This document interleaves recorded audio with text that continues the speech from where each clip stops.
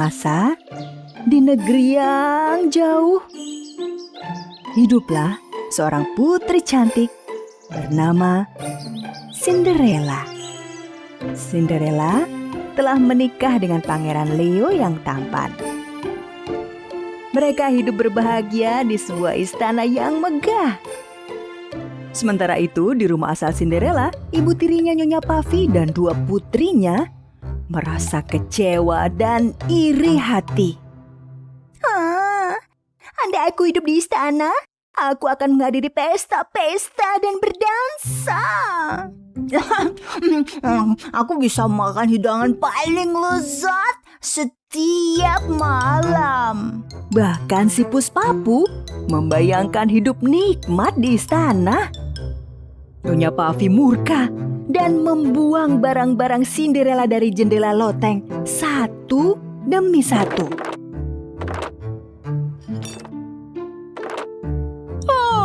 Kita tidak butuh lagi ini semua. Tidak berguna. Tiba-tiba, Nyonya Puffy melihat sebuah kotak teronggok di sudut ruang. Dengan penasaran, ia membukanya dan menemukan sebuah arloji saku tua di dalamnya. Ia membawa kotak itu ke ruang tengah. Dua putrinya juga merasa penasaran ketika melihat jam itu. Lalu menekan tombol di bagian samping arloji untuk membukanya. Untuk melihat apa yang ada di dalamnya. Kelihatan seperti jam biasa, dilengkapi cermin biasa. Kecuali jam itu mulai bergerak berlawanan dengan arah jarum jam. Tiba-tiba, sinar terang memancar dari jam tersebut dan menerangi ruangan. Mereka terkejut. Lalu, tiba-tiba, peri jahat muncul di hadapan mereka.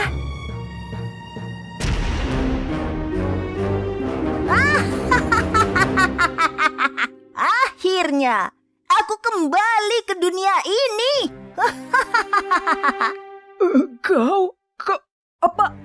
Siapa kau?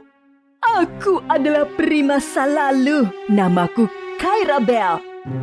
Kyra Bell diusir dari negeri peri karena ia jahat dan sangat kejam.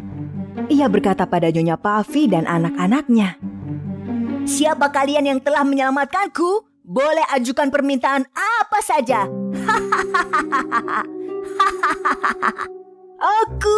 Aku yang menyelamatkanmu, bukan aku. Peri jahat meminta Nyonya Puffy untuk mengajukan permintaan. Dan tanpa ragu ia berkata, "Aku ingin waktu berputar kembali ke malam pesta dansa. Pangeran Leo semestinya menikahi salah satu putriku yang cantik." Acuh! Peri jahat mengayunkan tongkat sihirnya pada arloji saku dan membuat jam di negeri itu berjalan mundur.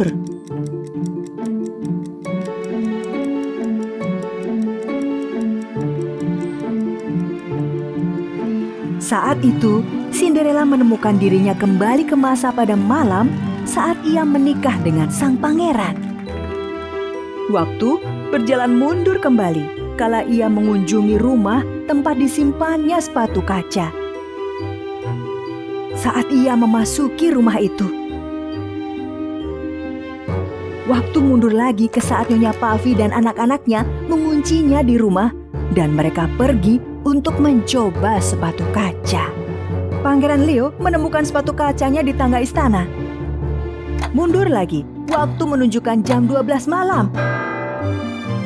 Kala berdansa dengan pangeran, Cinderella kala berangkat dengan kereta kencana dari Labu. Waktu terus berjalan mundur. Hingga Cinderella duduk di bawah pohon hazelnut, ditemani cheddar dan mozzarella.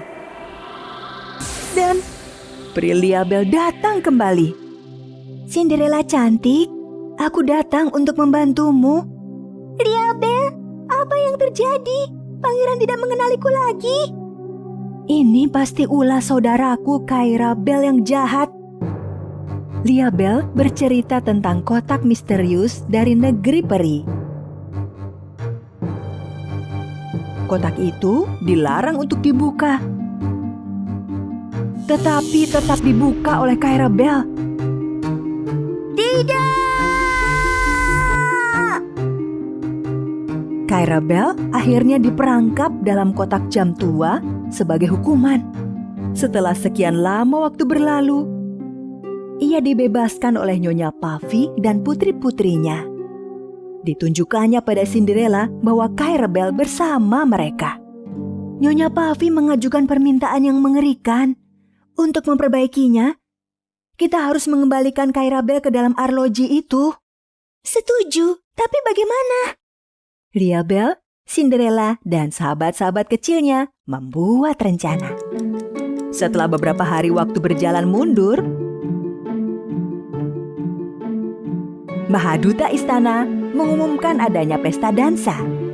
Namun kali ini, Cassandra dan Jezabel tidak memberitahu soal ini pada Cinderella dan diam-diam mempersiapkan baju pesta. Hari berikutnya, agar Cinderella tidak ikut, Nyonya Puffy menguncinya di loteng, lalu bersama putri-putrinya pergi diam-diam. Sebelum memasuki ruang dansa, Kyra Bell muncul di sisi mereka. Ia mengayunkan tongkat dan memberi mantra cinta pada Cassandra. Begitu Cassandra memasuki ruang dansa, berkat mantra cinta, Pangeran Leo tertarik padanya. Pangeran menghampirinya dan mengajaknya berdansa. Ya.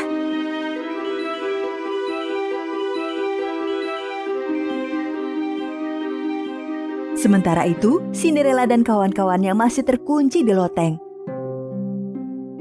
menunggu peri baik hati.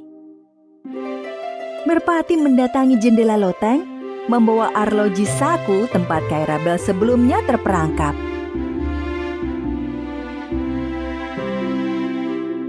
Lalu, peri baik hati Liabel muncul di hadapan mereka. Kita harus segera ke pohon hazelnut sekarang.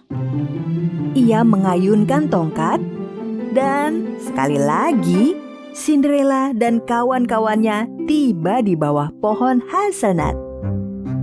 Namun dari balik pohon, si peri jahat Kyra Bell mengejutkan mereka. Rencanamu akan gagal. Cinderella tak akan berhasil. Saatnya kau yang terperangkap dalam arloji, Liabel. Si peri jahat menyerang dengan segenap kekuatan jahatnya dan Liabel menangkisnya dengan tongkat ajaib. Tikus-tikus kecil dan merpati bersembunyi di belakang Cinderella karena pertikaian hebat itu. Tongkat Liabel semakin lama semakin kuat. Dan akhirnya peri jahat berhasil dikalahkan dan terhempas ke tanah. Cinderella, buka arlojinya, cepat! Jangan, tolong! Aku tak sanggup terperangkap di sana lagi. Cinderella cepat membuka arloji di tangannya. Peri jahat menghilang dan perlahan kembali masuk ke dalam cermin arloji. Jam di negeri itu kembali berjalan normal. Namun tentu saja ini bukan akhir cerita. Pesta dansa, aku terlambat, Liabel. Liabel sekali lagi memberi Cinderella gaun yang cantik dan sepatu kaca. Beberapa saat kemudian, dengan kekuatan sihir, ia mengubah merpati menjadi seekor burung raksasa. Cinderella duduk di punggung merpati dan secepatnya terbang ke istana.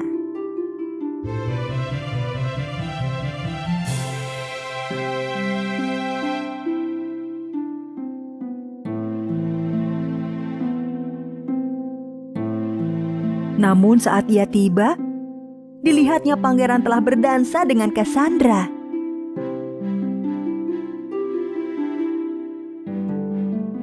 Mozzarella dan cheddar berlari mendekati pangeran dan berusaha menyadarkannya. Hei, gadis tercantik di pesta ada di sana. Apa? Gadis cantik? Biar saja, kita berdansa. Lihat, ia menunggumu. Ayo. Begitu pangeran melihat Cinderella, ia jatuh hati kembali. Dan kekuatan cinta sejati mengalahkan mantra jahat peri. Cinderella dan Pangeran Leo akhirnya berdansa. Sepertinya aku mengenalmu. Wajah cantikmu tidak asing bagiku. Cinderella dengan bahagia berdansa dengan pangeran. Mozzarella dan cheddar pun ikut berdansa. Akhirnya, segalanya kembali seperti semestinya. Cinderella dan pangeran menikah kembali beberapa hari kemudian, dan kisah cinta mereka kembali sebagaimana seharusnya. Sementara Nyonya Puffy dan kedua putrinya terbakar api iri dengki. Lagi-lagi kita gagal melakukannya. Gagal.